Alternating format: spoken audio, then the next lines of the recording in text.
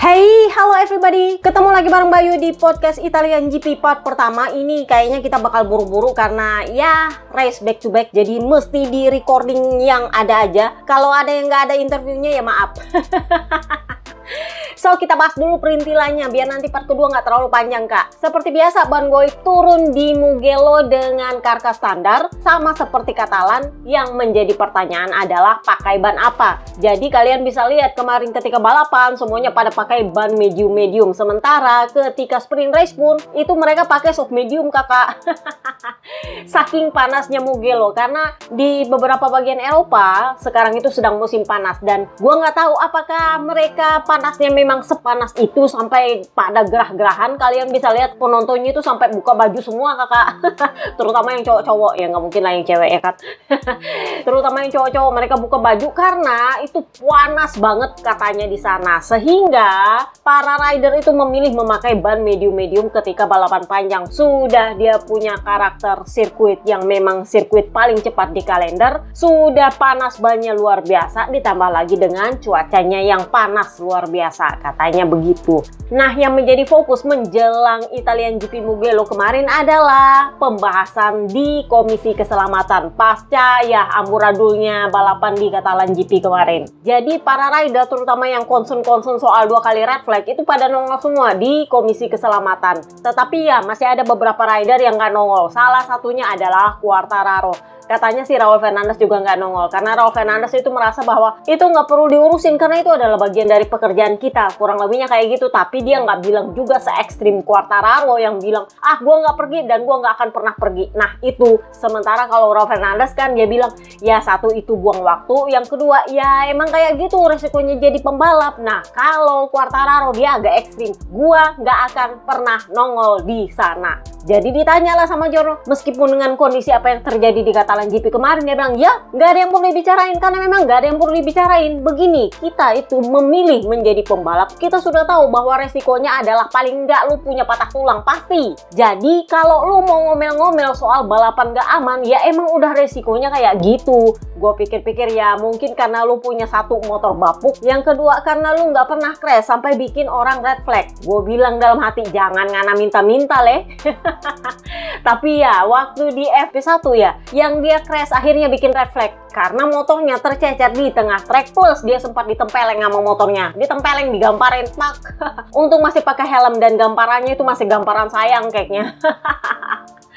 Makanya gue bilang lu pandang-pandang enteng kayak gituan nanti malah kena ke lu sendiri. Jadi kemarin even Marc Marquez akhirnya nongol di Komisi Keselamatan. Jadi dia bilang ya lakukanlah apapun yang perlu untuk bisa membuat balapan ini seaman mungkin, karena kita adalah yang memberi pertunjukan, bukan cuma bagian dari pertunjukan tapi memberi pertunjukan. Kalau kitanya nggak bisa memberikan pertunjukan gara-gara kita crash dan segala macam, ya kan percuma memberikan pertunjukan. Contohnya kan akhirnya dia terpaksa nongol di Mugello karena kalau nggak nongol ya nggak seru menurut beberapa pihak. Kemarin Marc Marquez, nah kita pindahlah ke Marc Marquez. Kemarin Marc Marquez itu nongol tiba-tiba dia pengumuman kalau nggak salah hari Senin apa hari Selasa, dia bilang saya berencana untuk datang ke Italian GP Mugello. Ini sebenarnya cukup menarik apa yang terjadi sampai dia mengabaikan sendiri nasihat dia untuk Jorge Martin. Jadi waktu tahun lalu ketika Jorge Martin cedera untuk yang ketiga kali, Marc Marquez itu sempat kasih nasihat ke Jorge Martin, lu jangan dulu kembali ke atas motor, jangan dulu macem-macem kalau lu belum 100%. Kalau memang belum bisa, jangan dipaksa. Takutnya nanti kalau lu crash malah makin parah.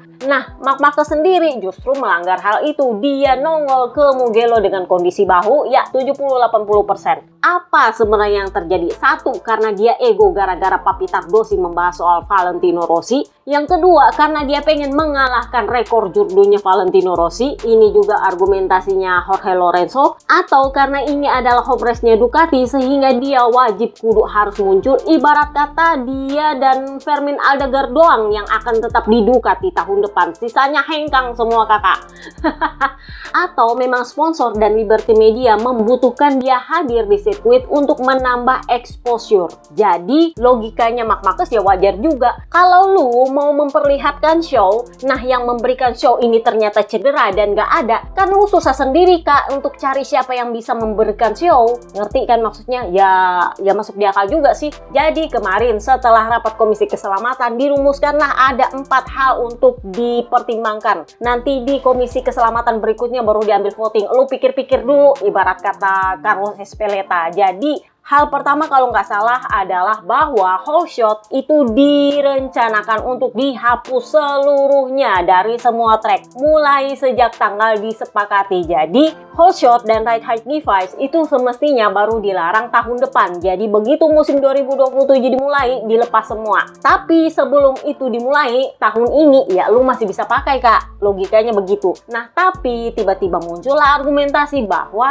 whole shot ini nampaknya kurang aman sehingga membuat para rider terutama di tikungan pertama itu ya numpuk-numpuk semua di tikungan pertama, karena semuanya itu harus sampai di tikungan pertama dengan kecepatan tertentu supaya bisa lepas whole shotnya. Ngerti maksudnya? Jadi mereka nggak bisa lambat-lambat aja, harus cepat-cepat supaya bisa lepas itu whole shot, karena kan ini baru start. Kayak gitu ceritanya, argumentasinya. Luca Marini kemarin itu idenya adalah dicabut tapi untuk beberapa track, misal Silverstone sama Phillip Island. Tetapi ada lagi ide dari Carlos Ezpeleta, katanya gimana kalau cabut aja sekalian semua biar adil dan merata.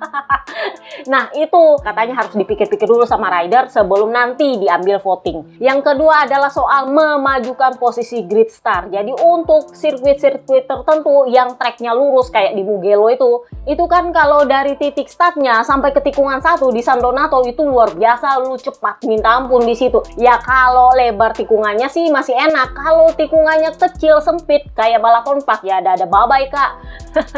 Jadi menurutnya Carlos Ezpeleta idenya adalah memajukan posisi start sehingga para rider begitu sampai di tikungan pertama itu nggak dalam kondisi yang terlalu cepat. Ya paling nggak gigi 3 atau gigi 4, karena kalau udah gigi 5, gigi 6 ya sudah akhirnya numpuk-numpuk di situ karena semuanya akan mengejar untuk melepas RHD. Itu yang kedua. Yang ketiga, untuk kasus motor bermasalah, contoh kalian bisa lihat Binder ada masalah di FP1 kalau nggak salah, motornya yang dia angkat tangan dan motornya digantungin di entah di mana di tembok pitwall, itu ternyata adalah bagian dari pembicaraan Komisi Keselamatan. Jadi kalau lu ada masalah sama motor lu harus angkat tangan, dan siapapun yang melihat, entah itu marshal, entah itu official, entah itu siapapun yang ada di sekitar trek, wajib kudu harus memberikan tanda kepada siapapun yang ada di trek, entah itu melambaikan tangan lah, apalah, untuk menarik perhatian rider-rider yang ada di belakangnya supaya langsung melambat. Karena takutnya kalau mau nunggu red flag atau yellow flag atau apa flag itu nggak keburu. Jadi menurutnya Carlos Ezpeleta dihalalkan kalau misalnya rider mengalami masalah dengan motornya diangkat tangan, dan semua orang yang ada di lintasan dan melihat itu wajib memberikan tanda. Katanya begitu untuk mencegah terlambatnya keluar flag-flagan itu. Itu yang ketiga. Yang keempat adalah soal penahan rantai. Bukan penahan rantai sih, penutup rantai, apalah namanya. Intinya adalah penutup rantai ini digunakan untuk menghalangi kondisi kaki nyangkut ala-alanya Sarko. Jadi beberapa pabrikan itu sudah sempat menguji ini tapi untuk tujuan kalau rantainya lepas. Misalnya kemarin waktu tes Misano tahun lalu si Pedro Acosta pakai ini penahan rantai karena kasusnya kemarin ketika di Misano adalah rantainya lepas. Nah sementara kemarin di tes Barcelona si Pecco juga memakai penahan rantai ini, katanya sih tujuannya adalah untuk menahan kalau swing armnya lagi diatur dan ternyata itu menghasilkan rantainya agak longgar. Jadi ini barang memang sudah sempat dipakai di tes Misano apa di tes Valencia kemarin sama Ducati, dan kemarin diuji lagi sama Pecco versi update-nya pasca kakinya Sarko nyangkut di situ untuk mencegah kejadian yang sama terulang. Jadi kemarin secara overall balapan di Mugello Italian GP itu lo harus akui rame kak karena banyak battle-nya. Jadi ya menurut gua ya memang dream come true untuk beberapa pihak. Jadi Italian GP Mugello ini adalah home race-nya Ducati sebenarnya. Jadi Jadi kalau secara keseluruhan ini memang adalah home race-nya para Italia, termasuk tim Italia dan pabrikan Italia termasuk Aprilia. Tetapi khusus untuk sirkuit Mugello itu adalah home base-nya Ducati, di mana para Ducatisti nongol dan biasanya fansnya Pecco yang nongol. Dulu-dulu ini adalah home base-nya fans Valentino Rossi. Jadi para Fumi itu biasanya ngumpulnya di Mugello, alih-alih Misano. Jadi pasca Bebe Vale pensiun itu diambil alih sama Ducati menjadi home base-nya Ducati. Nah, masalahnya adalah beberapa hari sebelum Italian GP digelar, kondisi penjualan itu nggak sebagus itu. Sehingga, ya itu makanya gue bilang, apakah Marc Marquez ini memaksakan diri nongol karena ini adalah home race-nya Ducati? Atau apakah ingin menarik para ABR untuk membeli tiket di Mugello dan hadir demi mendukung Marc Marquez? Karena kan kalau nggak ada Marc Marquez, ya memang Mugello pasti ada orang nonton. Tapi mungkin kalau ada Marc Marquez pasti lebih banyak lagi karena fansnya dia pasti datang. Ngerti kan? Makanya Marc Marquez bilang, ya masalahnya gini, kita kan memang memberikan show, tapi kalau yang memberikan show itu cedera atau nggak bisa hadir kan tetap juga pengaruh, kurang lebihnya kayak gitu. Apakah gara-gara itu atau bagaimana? Tetapi intinya adalah karena ini adalah home race-nya Ducati di 100 tahun mereka, maka wajar Marc Marquez hadir. Gosip perhempus sepoi sebenarnya katanya mau pengumuman kontrak. Gue tuh bingung kenapa nggak ada pengumuman kontraknya ya? Apa karena perjanjian Concordia masih belum ditandatangan? Jadi katanya itu targetnya adalah mau pengumuman Marc Marquez punya kontrak. Mumpung nggak ada Valentino Rossi warawiri di situ kan. Nah ini juga yang kita balik lagi. Papi Tardosi tiba-tiba nyebutin Valentino Rossi itu sebelum Marc Marquez pengumuman dia bakal ke Mugello loh ya. Jadi waktu di wawancara terakhirnya sebelum Italian GP itu Papi Tardosi itu sempat bilang gini, yang menjadi masalah bagi kami di Italia saat ini untuk MotoGP itu adalah sejak Valentino Rossi pensiun kami benar-benar kehilangan. Saya tidak tahu apa yang terjadi di negara lain, saya tidak akan mencampuri, tetapi di Italia pensiunnya Valentino Rossi itu benar-benar berpengaruh. Kenapa? Karena hanya Valentino Rossi yang bisa membuat MotoGP itu menjadi acara tontonan nasional. Ibarat kata kita nobar kayak bola lah ya. Kalau timnas Indonesia lagi main di mana itu pasti pada nobar kan. Nggak gua juga sih, gua nggak pernah.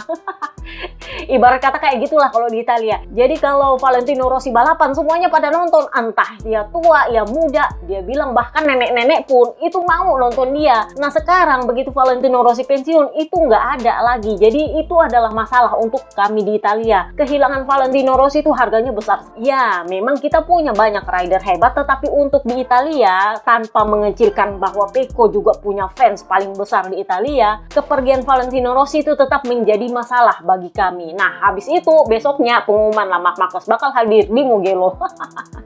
Gua nggak tahu apakah dia tersinggung gara-gara Tardosi ngomongin Valentino Rossi apa gimana. Jadi kemarin juga Aprilia mengumumkan bahwa mereka memiliki sponsor utama, ya Monster Energy. Nah ini, jadi kemarin ada yang bilang, jangan-jangan ini si Monster akan meninggalkan Yamaha. Sebenarnya nggak ada hubungan sama Yamaha, hubungannya sama Ducati kakak.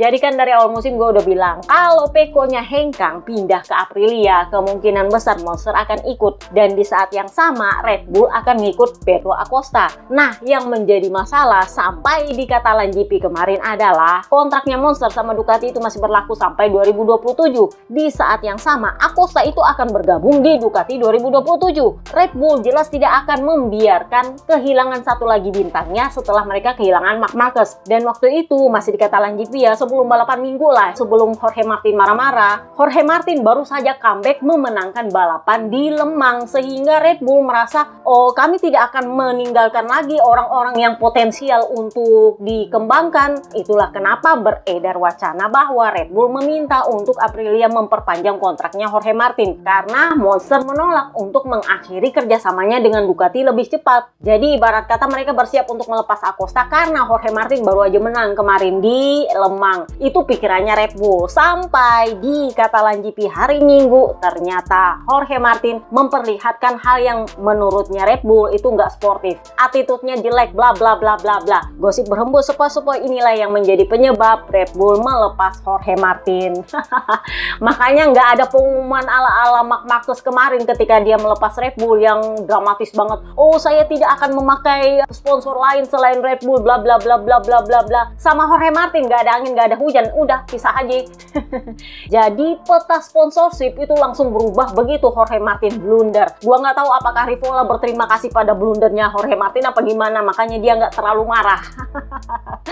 Jadi kemarin diumumkanlah bahwa Aprilia akhirnya memiliki sponsor utama, Monster Energy. Tepat ketika di Mugello, Monster Energy itu pasang sponsornya gede-gedean. Karena di Ducati mereka juga masih sponsor kakak untuk saat ini. Dan menurut gue itu adalah keputusan yang tepat, karena kemarin semuanya yang ada di podium adalah ridernya Monster Energy. Iya, Pecco-nya ridernya Monster, base-nya ridernya Monster, sementara Jorge Martin ya meskipun dia nggak resmi menjadi ridernya Monster, dia balapan dengan sponsor utama Monster di motornya dia. Jadi ya gua rasa wajar Monster hure-hure, itu adalah keputusan yang tepat. Somehow Red Bull nggak kelihatan di mana-mana kakak.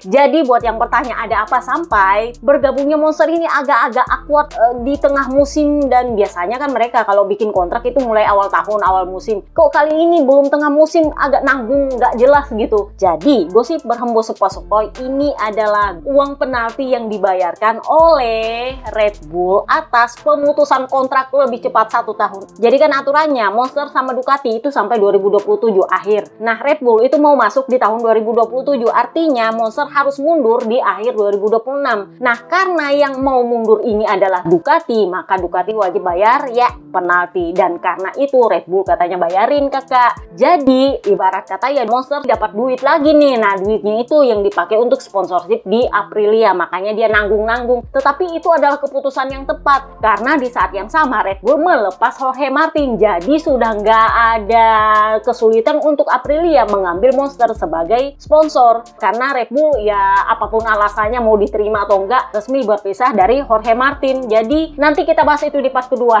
soal apa yang terjadi menurutnya Papi Pririvola. Tapi kalian bisa lihat Monster itu memang hure-hure kemarin. Aprilia emang udah kayak Monster kemarin di trek kak.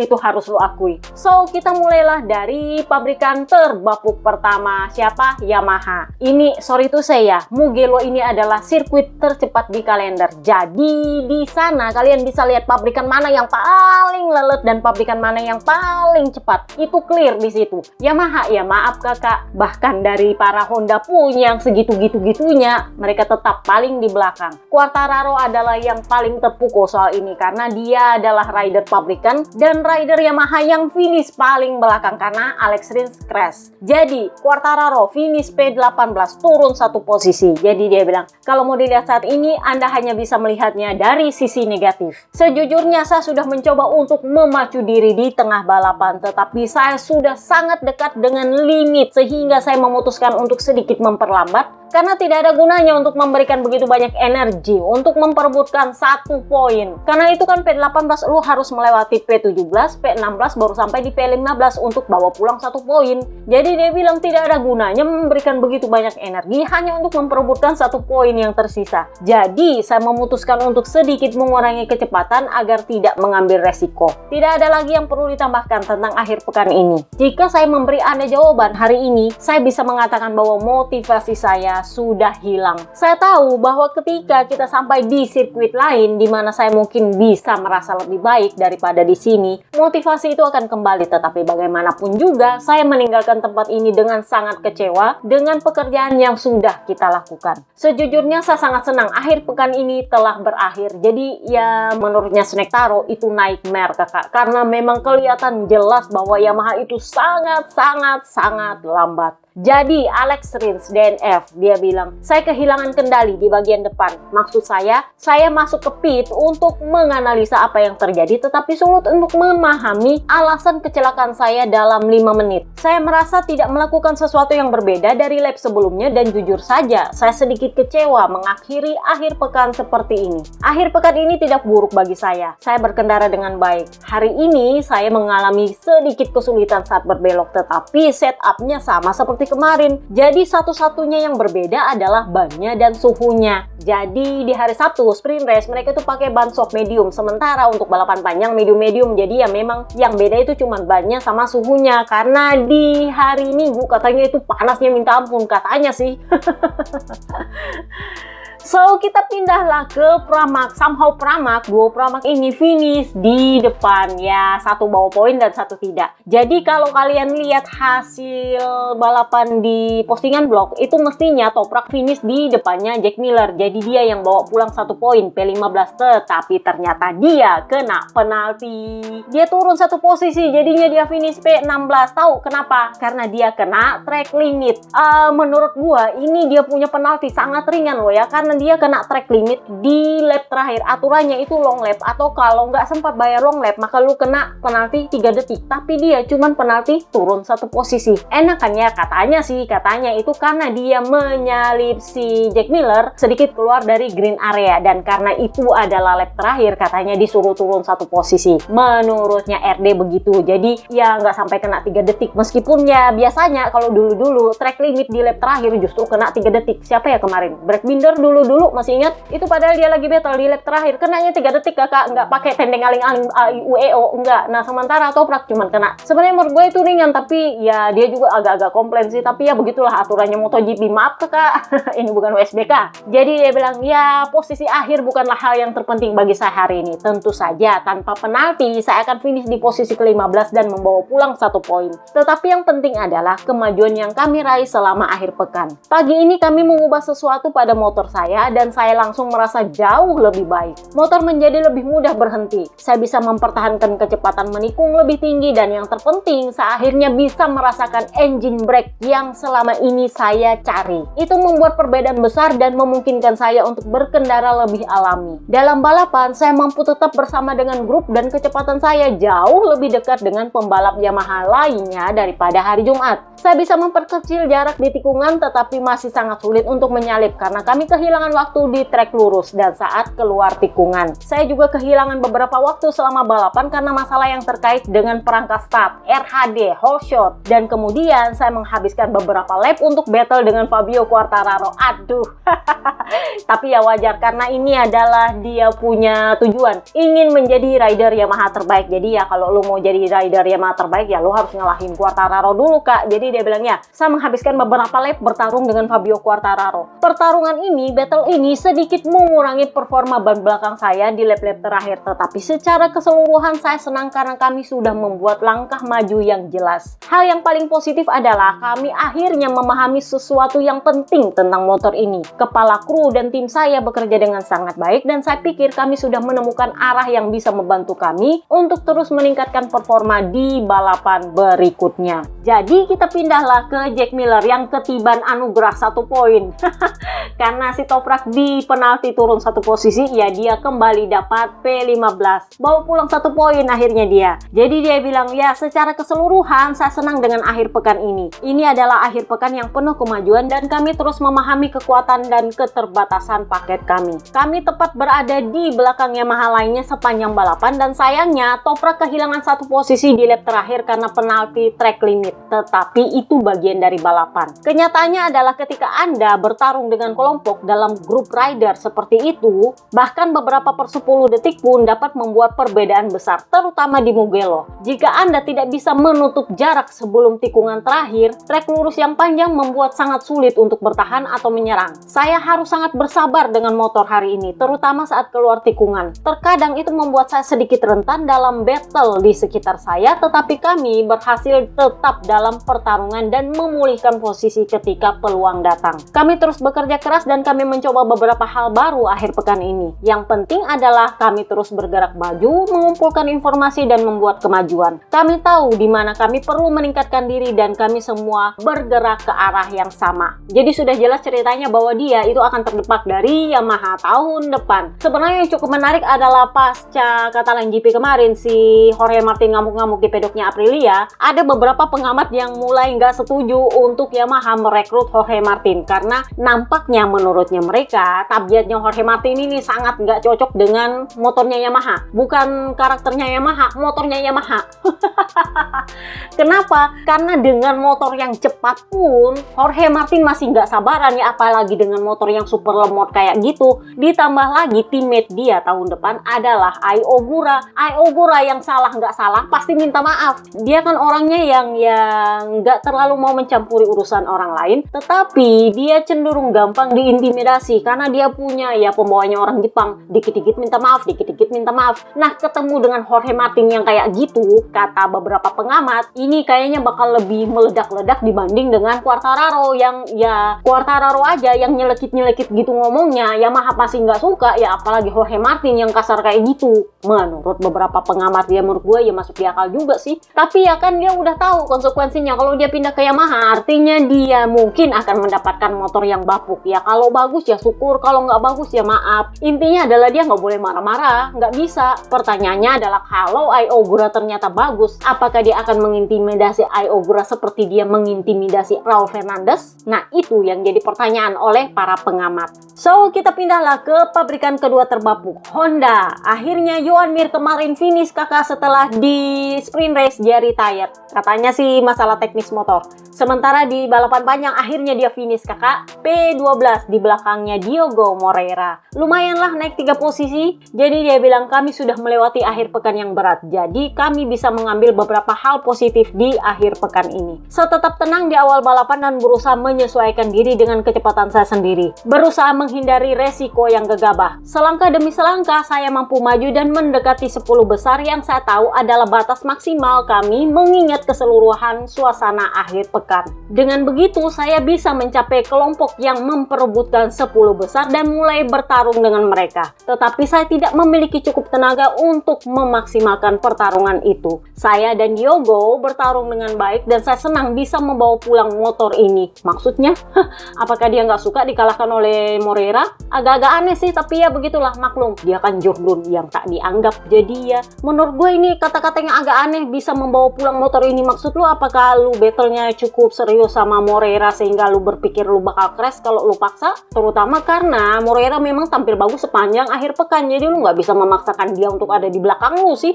Nah, yang cukup menarik adalah kita membahas Luca Marini. Dia finish P13 naik 6 posisi setelah dia kena penalti 3 grid. Jadi buat yang bertanya sebenarnya ada apa? Jadi ceritanya di FP1 kalau nggak salah si Martin itu habis cetak rekor sebagai rider dengan top speed paling tinggi di muka bumi. Jadi dia secara official, secara resmi dinobatkan sebagai rider MotoGP paling cepat. Kalau ada yang bisa mematahkan rekor itu maka dia yang akan mengambil alih rekornya. Jadi setelah si Jorge Martin mencetak rekor itu, dia lagi fast lap. Dia selalu ada di belakangnya Morbidelli. Nah, karena dia ngintil Morbidelli, si Morbidelli melambat. Si Martin itu mengangkat tangan karena itu sudah aturan baru di Komisi Keselamatan. Kalau ada masalah atau ada apa, ada aware aja ada potensi masalah, angkat aja tangan lu. Jadi angkat tangannya dan batal fast lap lah mereka. Mereka pada masuk ke pit lane. Jadi ceritanya kan karena Morbidelli ada di depan dia, si Morbidelli itu masuk ke pit lane memang dengan kecepatan yang ya itu kan ada limit kecepatan kalau lu masuk pit lane. Jadi dia emang udah pelan-pelan kayak gitu. Nah, sementara Martin tepat sebelum pintu masuk pit lane, dia itu seolah-olah memprovokasi si Morbidelli dengan langsung ada di depannya Morbidelli. Jadi nyalip dengan kecepatan tinggi dan masuk di depannya Morbidelli lalu langsung ngerem mati. Itu sampai ban belakangnya terangkat untuk bisa masuk ke pintu pit lane dengan kecepatan di batasnya. Karena kalau lu masuk pit lane dengan kecepatan di atas batasnya, lu bakal kena denda kalau nggak salah. Nggak juga penalti sih, kena denda kalau nggak salah sih 1.000 atau 500 euro. Jadi dia itu langsung menyalip Morbidelli yang memang sudah dalam kecepatan pit lane, langsung berhenti di depan dan ngerem mati sehingga motornya itu keangkat bagian belakang. Yang menurut gue itu semacam provokasi yang seolah-olah dia nggak suka dengan caranya Morbidelli yang menghalangi dia ketika fast lap. Nah, waktu itu RD memang melakukan investigasi yang menurut gue itu bukan salah Morbidelli. Kenapa? Karena memang waktu itu yang di depannya Morbidelli adalah Luca Marini. Ya, memang pada akhirnya Morbidelli nggak dapat penalti karena memang dia nggak sengaja untuk melambat. Dia justru melambat untuk menghindari tabrakan sama Luca Marini. Dan ya, pada akhirnya Luca Marini kena investigasi. Dia dijatuhi 3 grid penalti. Alasannya adalah karena dia masuk pit lane nggak kasih tanda. Jadi ceritanya alasannya si Luca Marini melambat di situ karena dia mau masuk pit lane. Dan kalau lu masuk pit lane, jelas lu bakal melambat karena kan pit lane itu punya aturan kecepatan. Meskipun ya sebenarnya lu bisa cepat-cepat sebelum masuk pintunya, tapi ya semuanya itu bakal melambat sebelum dia mau masuk ke pit lane. Nah, karena dia mau masuk ke jalur pit lane, jadi dia melambat. Jadi ya memang alasannya sebenarnya udah bener juga. Tetapi ya pada akhirnya dia bilang, ya saya sudah menghabiskan beberapa waktu berbicara dengan Simon Cravar. Menurutnya dia tidak ada yang salah dengan saya masuk ke pit lane. Tetapi yang salah adalah ada beberapa rider yang lagi fast lap di belakang saya yang tidak mengetahui mengetahui bahwa saya akan masuk ke pit lane, sehingga mereka merasa diganggu dan merusak fast lap mereka. Ya sebenarnya kalau menurut saya ya nggak bisa juga, saya mesti gimana? Karena memang itu jalur pit lane-nya di situ gimana? Karena memang jalur pit lane-nya dekat tikungan situ. Jadi kalau lu mau masuk ke situ ya memang lu harus belok dan melambat di tikungan untuk masuk ke pit lane. Karena itu tikungan ke kiri, jadi ya nggak bisa gua menyingkir dari racing line karena dia punya jalur pit lane kan di sebelah kanan. Gimana sih?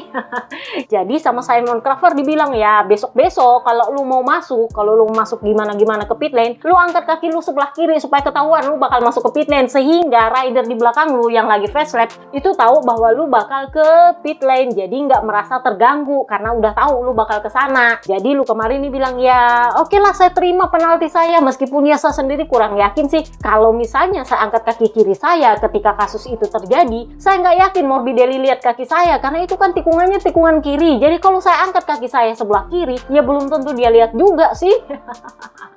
Jadi ya begitulah. Nah, akhirnya dia finish P13. Sebenarnya dia ini sempat bertarung di top 10 kalau nggak salah. Nggak tahu kenapa dia akhirnya mungkin sempat keterusan pengereman apa gimana. Akhirnya dia kececer lagi ke belakang. Jadi dia bilang awal balapannya luar biasa karena dia memang sempat masuk top 10. Dan beberapa tikungan pertama balapan ini memungkinkan saya untuk mendapatkan banyak posisi dan saya merasa sangat nyaman di atas motor. Juga posisi saya di track semuanya karena ini tidak mudah. Sekitar di lap keempat saya terlempar ke gravel oleh Fernandes, dibawa keluar sama Fernandes. Mungkin Fernandes menyalip dia dari dalam dan dia akhirnya harus keluar dari track dan saya harus melakukan semuanya kembali dari awal. Berusaha keras untuk mengejar Mir dan Moreira. Ketika saya sampai di dekat mereka, ban depan kanan sudah aus dan tidak peduli apapun yang saya coba, saya tidak bisa berbuat lebih banyak lagi. Sayang sekali karena sebelum insiden itu saya berada di posisi yang bagus. Inilah balapan dan sisi positifnya adalah kami mampu melakukan pemulihan, melakukan comeback 2 kali. Kami akan mencobanya lagi di Hungaria. Jadi somehow gosip berhembus sepoi-sepoi katanya VR46 BB Vale itu sudah menandatangani persetujuan untuk menerima Nicolo Bulega untuk bergabung dengan VR46 tim tahun depan. Pertanyaannya adalah Luca Marini artinya kemana? Nah, berdasarkan sifatnya Bebe Vale yang sangat sayang pada adiknya ini, gak mungkin Bebe Vale mau terima Nicolo Bulega kalau Luca Marini punya seat belum aman. Jadi ada kemungkinan dia tahu sesuatu atau dia sudah bisa memastikan bahwa seatnya Luca Marini aman sehingga dia menandatangani persetujuan untuk menerima Nicolo Bulega tahun depan. Karena ya memang Nicolo Bulega ini bukan rider akademi, bukan murid akademi, dia juga udah keluar dari akademi, yang mana katanya hubungannya dia dengan Uchiho itu nggak sebagus itu. Mungkin sama Bebe Vale bagus, sama Uchiho katanya enggak. Gosipnya Ducati itu mendesak Bebe Vale untuk menerima Bulega dengan kontrak satelit, bukan kontrak pabrikan. Meskipun ya dipaksa oleh pabrikan. Jadi gosip berembus sepoi-sepoi katanya seatnya Luca Marini itu cenderung aman. Gua nggak tahu akan mendepak siapa dia. Apakah akan mendepak Johan Zarco yang kontraknya itu bakal ada sampai tahun depan. That's the problem. Dia kan tanda tangan kontrak 2 tahun kemarin. Jadi masih berlaku sampai tahun depan. Jadi logikanya adalah Zarco masih akan ada di LCR Honda sampai tahun depan. Tetapi ya gosip berembus sepoi-sepoi ini kayaknya agak sedikit diragukan dengan kondisi cederanya Johan Zarco sekarang. Ditambah lagi dia adalah rider tertua di track untuk saat ini sebagai full-time rider. Kenapa? Karena untuk rider non full-time, Carl Kraslow lah yang dinobatkan sebagai rider tertua tahun ini di track. Jadi Carl Kraslow setelah pensiun dan bisa dibilang udah 3 tahun kayaknya dia absen dari MotoGP karena terakhir dia itu adalah test ridernya Yamaha, tetapi karena cedera tangan apa cedera bahu apa cedera apa gitu, akhirnya dia yang nggak diumumkan juga berhenti dari Yamaha, tapi Yamaha udah nggak pakai dia dan lebih memilih pakai Augusto Fernandez dan Andrea Dovizioso. Tetapi kemarin nggak ada angin, nggak ada hujan, tiba-tiba LCR menghubungi Carl Kraslow. Jadi aturannya begini, Johan Zarco karena dia baru di Catalan GP kemarin cedera, aturannya sih dia nggak perlu dapat pengganti untuk di Mugello. Tetapi nggak tahu kenapa tiba-tiba kepikirannya adalah ke Carl Kraslow. Karena aturannya adalah rider pengganti itu adalah para test rider. Kalian bisa lihat jejeran test ridernya Honda itu adalah Alex Espargaro, Takaki Nakagami, dan Stefan Bradl. Somehow menurut gosip berhembus sepoi-sepoi sepoi Stefan Bradl juga udah kayak Karl Kraslow kemarin, udah nggak terlalu aktif jadi test rider, sementara Alexei Espargaro masih cedera, kan dia punya punggung kan masih patah. Nah, Takaaki Nakagami itu kondisinya masih di Asia kemarin, sibuk menguji motor 850cc, jadi nggak bisa dipaksa. Jadi nggak tahu kenapa tiba-tiba kepikiranlah Karl Kraslow, karena dia ini adalah mantan rider paling lamanya LCR Honda. Papa Willow ini kan usianya udah 40 tahun loh ya. Jadi kalau kalian pikir Zarco itu adalah rider full time tertua di track dengan usia 35 tahun, Papa Willow kemarin adalah rider tertua di track yang balapan tahun ini meskipun dia bukan full time rider. Jadi sempat ditanya sama dia hari Kamis kalau nggak salah, dia ditanya, "Lu tiba-tiba kenapa nongol di sini?" Karena dia itu sempat ngetes di Misano kalau nggak salah di hari Rabu, dan hari Kamis akhirnya diumumkan bahwa dia akan menjadi penggantinya Johan Zarco. Jadi sempat ditanya, "Lu kenapa bisa kesini? Gimana ceritanya?" Jadi dia bilang, "Ya ceritanya kemarin saya itu lagi di luar, terus saya dapat telepon, lu mau nggak jadi penggantinya Johan Zarco di seri Mugello?" Waktu itu saya langsung menolak karena saya sama sekali tidak pernah berpikiran untuk balapan lagi. Begitu saya sampai di rumah, istri saya, Lucy, itu nanya, "Lu dapat telepon dari Dako belum?" Dakota Mamola, mereka panggilnya Dako. "Lu dapat telepon dari Dako belum?" Jadi saya bilang, "Oh ya, saya dapat telepon." "Emang kenapa?" "Ya, tadi dia telepon saya." Jadi ternyata Dakota itu menelpon istri saya, minta persetujuan dulu, baru nelpon saya. Jadi udah dapat persetujuannya Lucy, baru diteleponlah Karl Kraslow buat ditanya. Jadi ibarat kata gini, kalau istri lu bilang iya, ya iya, kalau enggak, ya enggak. Jadi sebenarnya dia sudah menolak, tapi begitu sampai di rumah, ternyata Lucy bilang, "Ya, lu pergi aja, kenapa enggak?" Ya akhirnya dia pergi lah. Karena istrinya yang suruh Kak, bukan dia. Jadi dia bilang, yang perlu saya tekankan di sini adalah saya sama sekali tidak berniat untuk balapan lagi. Saya ada di sini karena istri saya dan karena Lucio menelpon saya. Istri saya adalah orang yang selalu menemani saya selama saya balapan. Sementara Lucio, saya sudah bekerja bersamanya selama 7 tahun. Jadi kami punya hubungan yang sangat baik. Kemarin di Misano saya sempat mengujinya, yang menurut saya ternyata luar biasa begitu berubahnya motor setelah 3 tahun saya tidak mengendarai motor. Dan ya, hasilnya tidak buruk untuk ukuran orang yang tidak pernah mengendarai motor selama 3 tahun. Selain fakta bahwa tubuh saya rasanya seperti habis ditabrak truk. Jadi dia bilang, ya menurut saya tidak ada orang yang akan melakukan ini kecuali mereka stupid. Jadi kemarin dia DNF, dia cuma selesai kalau nggak salah 12 lap apa 11 lap. Dia kembali masuk ke pit. Katanya, gosipnya dia punya tulang belikat yang cedera itu akhirnya kambuh lagi. Jadi dia bilang, ya sayangnya pagi ini saat pemanasan bahu saya terkilir. Saya sudah menjalani beberapa pemeriksaan di pusat medis dan kami bisa melihat ada beberapa kerusakan terjadi dengan bahu saya. Karena itu kan bekas cedera. Jadi saya disarankan untuk melakukan hal yang bisa saya lakukan dalam balapan dan hanya itu, that's it. Karena tim sudah mengetahui apa yang terjadi. Tentu saja saya ingin menyelesaikan balapan dengan jarak penuh, tetapi karena alasan itu, bahunya sakit, hal tersebut tidak memungkinkan. Padahal ternyata catatan waktu lap saya jauh lebih baik daripada saat balapan sprint race. Tetapi ya karena memang sejak warm up sudah ada masalah dengan bahu saya menjalani balapan semampu saya karena itulah yang diminta oleh tim. Rencana saya awalnya adalah berhenti setelah 3 lap, lalu bertambah menjadi 5 lap, kemudian menjadi 8 lap, akhirnya 11 lap. Jadi ceritanya adalah waktu dia di grid start, 3 lap aja. Setelah 3 lap, oh ya udah 5 lap. Setelah 5 lap, oh ya udah 8 lap. Setelah 8 lap, ternyata dia masih balapan. Ya sudah, lap ke-11 dia pulang. Jadi dia bilang, kemarin saya menyelesaikan setengah balapan, karena sprint race kan cuma setengah balapan. Kalau nggak salah 12 lap atau 11 lap, dan hari ini setengahnya lagi. Jadi kalau di total saya sudah menyelesaikan seluruh balapan. Hanya saja dibaginya jadi 2, ya seperti sepak bola lah ya, dibagi 2, kurang lebihnya kayak gitu sambil ngekek. Lu tau lah ya, Karl Kraslow nggak pernah nggak bercanda. Jadi dia bilang, saya perlu melakukan beberapa pengecekan besok untuk melihat bagaimana situasinya. Jelas saya kecewa tentang itu, tetapi saya sebenarnya tidak tahu apa yang saya harapkan dengan kembali dan mencoba mengendarai salah satu motor di Mugello yang adalah sirkuit paling sulit dan paling cepat. Mungkin saya hanya perlu menggunakan otot yang sudah lama tidak saya gunakan dan otot itu tegang selama akhir pekan.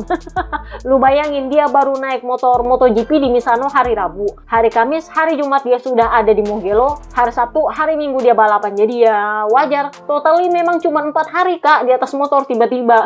Nggak ada angin, nggak ada hujan. Jadi dia bilang ya, saya merasakan sesuatu terjadi dan kemudian saya merasakan sakit yang cukup hebat. Saya ingin setidaknya memulai balapan dan melihat hasilnya seperti apa. Ya memang awalnya saya merasa baik-baik saja, tapi kemudian rasa sakitnya semakin parah. Saya memiliki ambang batas rasa sakit yang sangat tinggi. Saya selalu begitu, jadi saya tidak ingin memperparah keadaan. Itulah kenapa saya memutuskan untuk berhenti.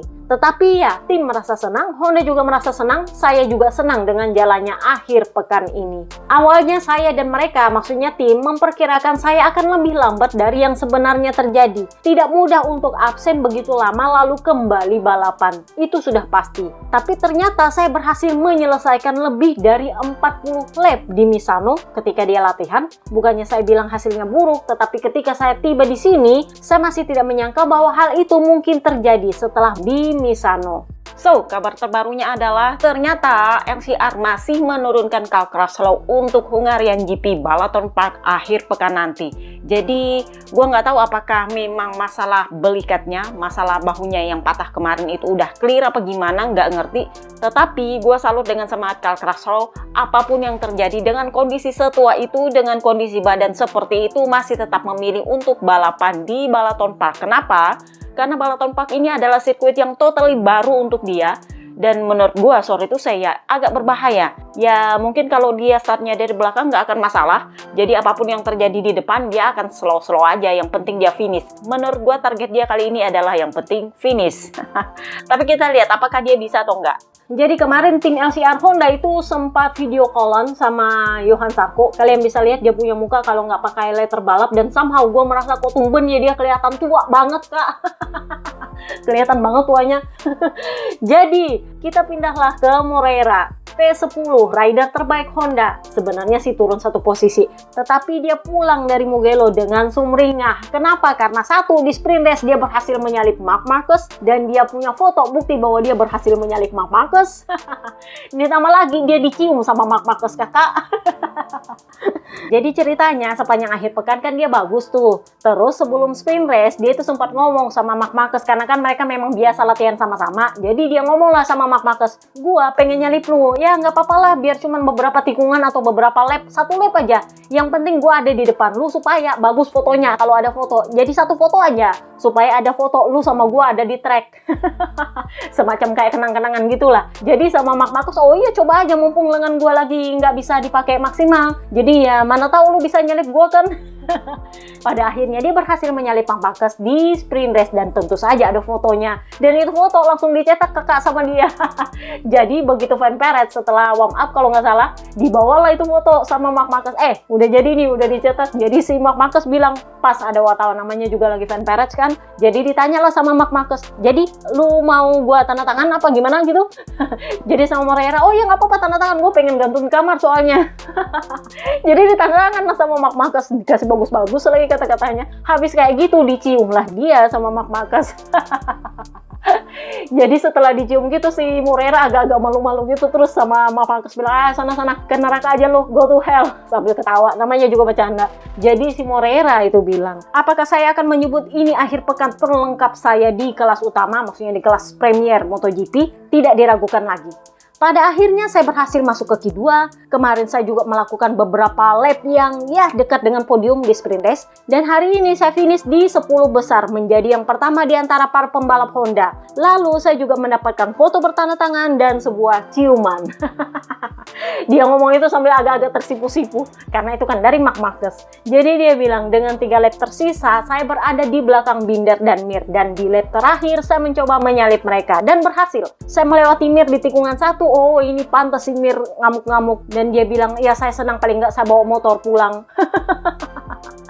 Saya melewati Mir di tikungan 1 dan Binder di tikungan terakhir. Ini sebenarnya keren. Gua nggak tahu kenapa nggak ada footage-nya. Tapi menurut fans yang nonton di Mugello katanya ini keren banget ketika dia menyalip Binder. Karena kan itu persis tikungan ketika Ai Ogura menyalip Pecco Bagnaia. Jadi dia bilang, dan saya berhasil menyalip Binder di tikungan terakhir. Saya finish di depan grup dan saya sangat senang.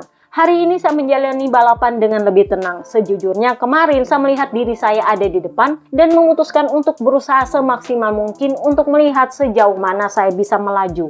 Balapan hari ini panjang, jadi saya menjalaninya dengan lebih tenang dan hasilnya lebih baik karena saya memiliki kecepatan lebih tinggi daripada mereka di akhir balapan. Itulah kenapa saya mampu menyalip mereka. Saya lebih memperhatikan ban di tahap akhir dan saya juga merasa sangat baik secara fisik. Saya belajar banyak dengan tetap berada di belakang mereka dan mengikuti mereka yang berada di depan saya. Jika saya terus seperti ini di setiap akhir pekan, saya pikir kita akan meningkat. Saya tidak ingin mengambil lebih dari yang mampu saya tangani. Lebih baik melakukan semuanya perlahan-lahan. Itulah yang kami lakukan. Kami mengambil langkah kecil ke depan setiap akhir pekan. Saya tahu motor ini belum mampu untuk menang saat ini, tetapi kami selalu berjuang untuk masuk di top 10. Di satu balapan atau balapan lainnya, kami akan finish di 5 besar. Dan kemudian akan tiba saatnya kami meraih podium. Tetapi saya tidak ingin memikirkan itu. Kenyataan saat ini adalah kami berjuang untuk masuk di 10 besar dan kami terus maju di setiap akhir pekan. Jadi gosip terbarunya adalah David Alonso gosipnya akan menggantikan dia di LCR, sementara dia gosipnya dipromosikan untuk menggantikan Luca Marini di tim pabrikan. Gua nggak tahu apakah David Alonso komplain soal ini karena katanya Papi Peri Puig menjanjikan David Alonso untuk langsung ke tim pabrikan. Gosipnya sih diveto sama petinggi Jepang. Mungkin ini juga salah satu alasan kenapa Puig terlepas dari Honda. Karena dia kalau ngatur rider suka-suka nggak jelas gitu.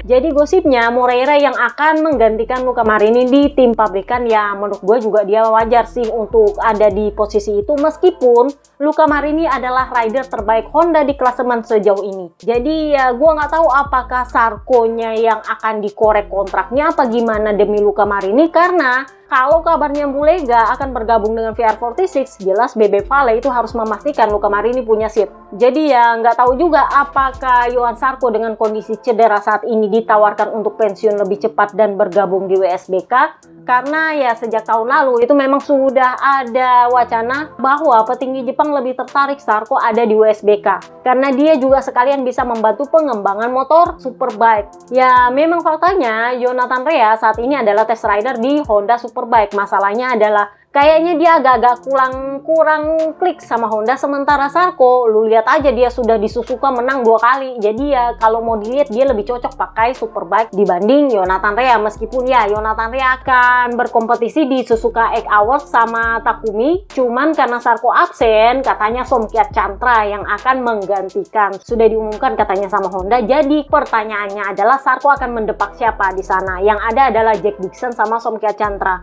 Nah, Somkia Chantra gosipnya juga dapat target mempertahankan gelar juara Suzuka 8 Hours. Kalau dia gagal, kemungkinan dia punya seat juga akan dicabut oleh Honda. Karena katanya Manu Gonzalez juga akan bergabung dengan Honda Superbike. Nah, kalau Sarko bergabung ya artinya Somkia Chantra akan disingkirkan, bener? Jadi ya ini agak jelimet juga sih.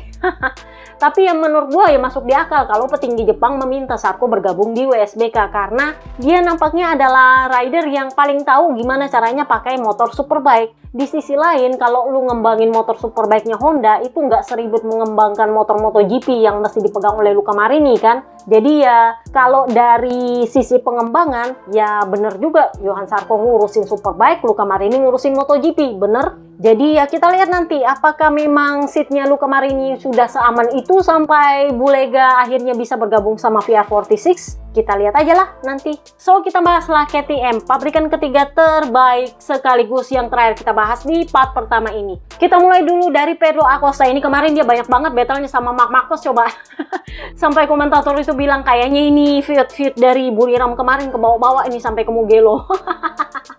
Cuman di Mugello lebih awet karena itu adalah treknya Ducati. Jadi buat yang bertanya kenapa kemenangannya Aprilia kemarin itu sangat terasa, sorry tuh saya sangat mutlak kalahnya Ducati dibandingkan Aprilia karena Mugello adalah treknya Ducati. Jadi kemarin Marc Marquez even dia punya lengan gak 100% karena dia di atas Ducati dia bisa menghandle Pedro Acosta dengan baik. Jadi dia finish P6, naik 4 posisi. Jadi dia bilang, saya sudah melakukan semua yang saya bisa. Saya harap para fans menikmati balapan ini. Karena dia tahu kamera itu banyak menyoroti dia karena dia battle sama Marc Marquez.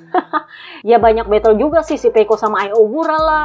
Ya Ai Ogura sama Acosta lah. Pokoknya banyak lah battlenya kemarin. Jadi ya memang menurut gua memang sangat menghibur. Gak membosankan. Jadi wajar kalau dia bilang, saya harap para fans menikmati balapan ini. Saya pikir kejuaraan ini membutuhkan lebih banyak balapan seperti ini. Balapan di mana lu harus bertahan hidup dan berusaha untuk battle bagaimanapun ceritanya. Tetapi kami tidak memiliki kecepatan seperti 3 pembalap di podium. Dari sudut pandang saya, ini adalah balapan yang bagus dengan beberapa aksi menyalip yang hebat. Juga pertarungan yang hebat dengan Marc. Saya menghabiskan sebagian besar balapan untuk mengamati dia. Mencoba memahami bagaimana dia mengelola balapan berdasarkan pengalamannya. Mengetahui bahwa ini akan menjadi battle yang sulit. Saya harus mengatur ban tetapi lap demi lap motor banyak bergerak, oleng, dan saya mengalami kesulitan pengereman. Saya mencoba untuk tidak membuat kesalahan dan menyelesaikan balapan dengan cerdas. Secara keseluruhan, mengingat bagaimana akhir pekan dimulai, saya puas dengan posisi ke-6. Jadi ditanyalah dia, lu battle-nya seru banget sama Marc Marquez. Jadi dia bilang, ya,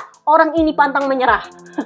Itu adalah battle yang hebat, tetapi ya saya tidak terkejut. Kami tahu kami punya sesuatu yang kurang hari ini. Dan akan menarik untuk menganalisa data untuk memahami mengapa setelah Brasil dan Amerika, sepertinya kami sudah meningkat, tapi ternyata kami malah kesulitan. Terutama dengan kecepatan di trek lurus, karena dia itu selalu berhasil disalip kembali oleh Marc Marquez di San Donato. Jadi kalau trek lurus dari sana, begitu sampai di San Donato, ya dadah bye-bye. Jadi ditanya, berarti lu frustasi dong karena selalu seperti itu. Jadi dia bilang, ya tidak juga. Selalu menyenangkan untuk bertarung dengan Marc. Saya mencoba menyalipnya dan dia berhasil menyusul saya. Saya tahu cepat atau lambat para pembalap di belakang akan menyusul saya. Itu terjadi di setiap balapan dan bukan hal baru. Jadi saya mencoba memahami bagaimana dia melakukannya karena di sini antara tikungan 8 dan 10 lebih mudah jika Anda berada di belakang seseorang. Jadi dia itu juga memang sempat ada kontak sama Ai Ogura, yang mana di Catalan kemarin dia juga sempat ada kontak sama Ai Ogura. Dan kali ini, sorry tuh saya Ai Ogura nggak salah kak. Karena Ai Ogura ada di depan, meskipun ya Pedro Acosta ada di dalam, kan udah gue bilang di depan baru di dalam. Jadi posisinya adalah Pedro Acosta di dalam, tapi dia di belakang. Ai Ogura sudah ada di depan, jadi ya memang dia sempat senggolan dan kehilangan aeronya, nggak tahu bagian mana. Jadi dia bilang, it's okay, tidak masalah, kami baik-baik saja. Itu hanya sedikit kontak, dia sedikit melebar di tikungan itu dan saya berada di sisi dalam. Tidak ada yang bisa kami lakukan, tetapi semuanya berjalan dengan lancar. Saya hanya kehilangan sedikit bagian aerodinamis di garpu saya. Ya beginilah Pedro Acosta, mau lu minta maaf model apa ya, namanya juga balapan. Jadi kemarin kan di Barcelona, si Ai Ogura itu sampai datang ke motorhome dia loh, cuman mau minta maaf. Sama dia dibilang, gak usah lah dipikirin, namanya juga balapan, amat sih. Ya kayak gitulah dia. Lu kan juga udah dapat penalti, gak usah dipikirin. Jadi ditanyalah dia, secara keseluruhan akhir pekan lu dengan KTM. Jadi dia bilang, ya secara keseluruhan memang kami bisa memulihkan performa kami, tetapi itu bukan yang terbaik. Kami perlu terus bekerja untuk memahami kenapa kami sangat kesulitan akhir pekan ini. Karena saya adalah satu-satunya pembalap KTM yang bisa memulihkan performa. Jadi ya Enea Bastianini crash 2 kali, Maverick Vinales dia finish tapi di belakang, alon-alon asal kelakon. Binder juga sebenarnya bagus, tapi ya dia ada di belakang dan juga disalip sama Morera di tikungan terakhir. Jadi Brad Binder seperti biasa nggak ada interview. Jadi dia ini gosipnya calon-calon terdepak. Kenapa? Karena kan udah gue bilang dia ini sebenarnya mau ditukar guling sama Vinales sebenarnya kalau Vinales ada di tim KTM pabrikan. Tetapi di Gian Antonio bergabung. Jadi Vinales itu nggak ada pilihan lain selain dia bertahan di Tech 3 karena dia ke track host juga di veto sama Papi Peririvola. Jadi ya begitulah akhirnya Vinales katanya kan udah bilang kemarin bahwa dia sedang berusaha memperpanjang kontraknya dengan KTM. Nah jadi gosip berhembus sepoi-sepoi, Tech 3 kan udah gue bilang juga Gunter Steiner itu pengen memperpanjang Vinales meskipun itu artinya dia mengambil alih kontraknya Vinales dari KTM pabrikan. Tetapi dia gosipnya nggak mau ngambil Brad Binder. Kenapa? Karena dia lebih tertarik untuk mengambil Senna Agius. Nah ini kan udah gue bilang Izan Guevara itu naik ke Pramac akan mendepak Jack Miller, rider Australia satu-satunya. Berarti tahun depan kalau nggak ada yang ganti adalah Adelaide itu nggak ada rider Australia. Itulah kenapa Senna Agius katanya akan bergabung dengan Tech 3 menggantikan seatnya Enea Bastianini. Nah, itu artinya Brad Binder nggak akan dapat seat. Tahu dari mana bahwa Vinales akan bertahan? Karena gosip berhembus sepoi-sepoi dialah yang akan membantu pengembangan motor 850cc-nya KTM. Jadi menurut KTM, Vinales itu lebih layak dipercaya untuk menangani pengembangan motor KTM daripada Brad Binder. Ya selain menurut gua juga karena dia adalah salah satu pemegang sahamnya KTM.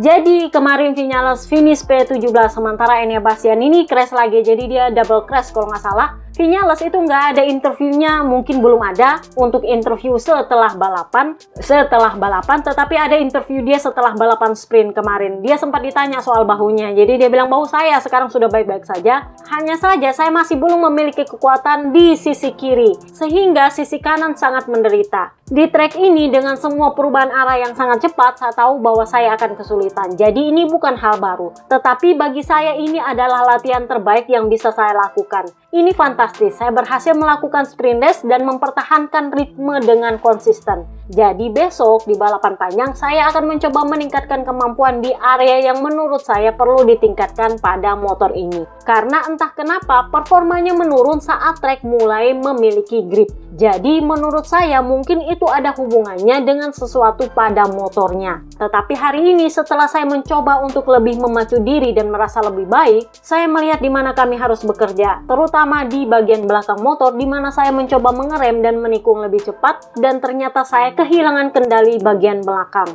Jadi saya sangat lambat dalam transisi ini dan masalahnya adalah saya juga kalah di bagian itu dan juga saya kalah di tengah tikungan karena posisi saya kurang tepat. Jadi kita masih perlu banyak berlatih. Saya senang karena saya mulai lebih sering mengendarai motor dan mulai memahami di mana saya perlu fokus untuk meningkatkan kemampuan saya. Ini adalah interview dia setelah balapan sprint race. Jadi belum ada interview dia di balapan panjang. So itu aja podcast kita kali ini. Gua nggak tahu ini pendek atau panjang.